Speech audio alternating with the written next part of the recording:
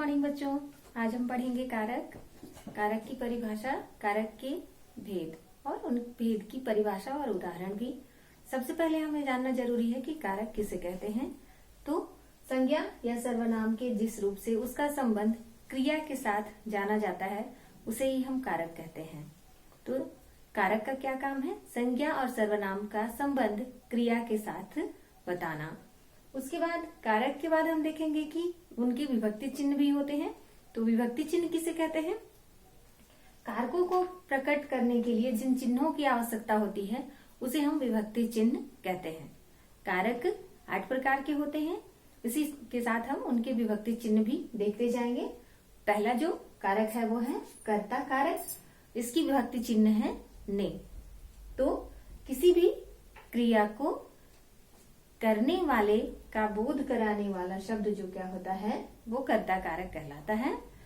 जैसे यहाँ पे माँ ने भोजन बनाया, तो माँ ने क्या काम किया? भोजन बनाने का काम किया। क्रिया क्या हुई? भोजन बनने की। और किसने किया? माँ ने किया। तो यहाँ पे कर्ता कौन है? माँ। और इन्हें जोड़ने वाला शब्द क्या है? ने। माँ ने भोजन बनाया। अगला हम देखते हैं कर्म कारक। इसकी विभक्ति चिन्ह ने है।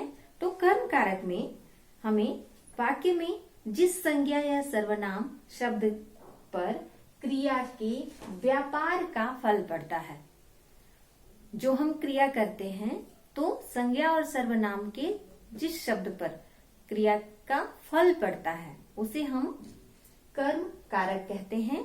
अर्थात हम जो क्रिया करेंगे उसका फल दूसरे किसी पर पड़ेगा, वहां कर्म कारक होगा। जैसे माली ने बगीचे को सींचा। यहाँ पे कर्म किसने किया? माली ने।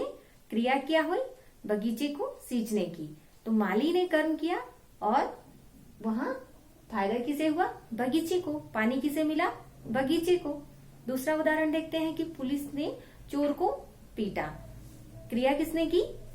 पुलिस ने। और प्रभाव किस पे पड़ा? चोर पे पड़ा। तीसरा है करण कारक। इसका विभक्ति चिन्ह है से के द्वारा। करण कारक में किसी भी क्रिया के होने के साधन का पता चलता है। क्रिया किस साधन से हो रही है इसका पता चलता है। जैसे सीता कलम से लिखती है। लिखने की क्रिया हो रही है, उसका साधन क्या है? कलम। और इसका विभक्ति चिन्ह है से। मैं चम्मच से खाती हूँ, तो खाने की क्रिया हो रही है और इसका साधन क्या है? चम्मच। चौथा देखते हैं संप्रदान कारक। तो संप्रदान कारक में इसमें विभक्ति चिन्ह होगा को, के लिए। संप्रदान को, के लिए विभक्ति चिन्ह है। तो जो हम कर्म करेंगे वो दूसरे के लिए होगा। इसमें जो हम कर्म करेंगे वो क्या होगा? दूसरे के लिए होगा। कर्ता किसी के लिए जब कोई कर्म करता है तो वहां पे संप्रदान कारक होता है। कर्ता किसी को कुछ दे या ले, वहां संप्रदान कारक होगा। जैसे पिताजी श्याम के लिए पुस्तक लाए। ठीक है, मेरी बहन मेरे लिए चॉकलेट लेकर आई। तो यहाँ दूसरे के लिए ये काम हो रहा है। अपादान कारक, इसका विभक्ति चिन्ह है से अलग होने के भाव में। यहाँ क्रिया किसी चीज से अलग होती है। ठीक है, जो क्रिया हो रही है वो अलग होने के भाव में होगी।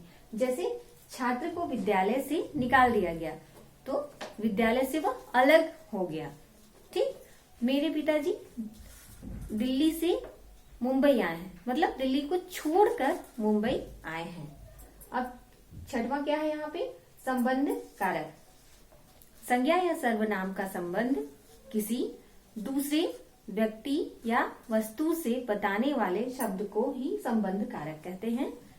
यह जो है संज्ञा या सर्वनाम का संबंध किसी एक व्यक्ति वस्तु का संबंध दूसरे व्यक्ति या वस्तु से बताएगा। इसकी विभक्ति चिन्ह है का, के, की।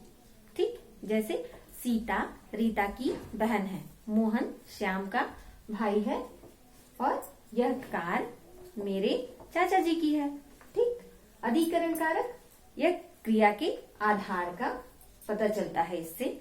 इसकी विभक्ति चिन्ह है में पर। जो क्रिया होगी उसका आधार क्या है उसके बारे में पता चलेगा। जैसे मेज पर खिलौना रखा हुआ है। मेज पर खिलौना रखा हुआ है। खिलौना कहाँ है? मेज के ऊपर रखा हुआ है। इसके साथ अब अपादान कारक में और 2-3 चीजें होती हैं। जैसे कि किसी क्रिया के अलग होने के भाव में होती है। इसमें सॉरी अधिकरण कारक में और पर है, इसकी विभक्ति चिन्ह खिलौना मेज पर रखा हुआ है। तो अधिकरण कारक में दूरी स्थान के साथ साथ समय या अवसर का भी ज्ञान होता है। जैसे पिताजी 9 बजे आए और पिताजी दिल्ली से आए, और हो सकता है कि आज मेरा जन्मदिन है।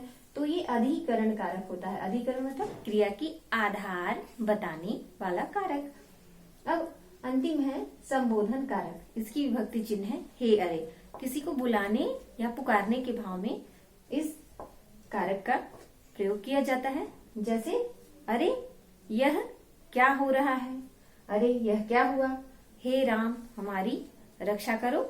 ये था हमारा कारक और उसके विभक्ति चिन्ह। अगले पाठ के साथ हम फिर मिलेंगे।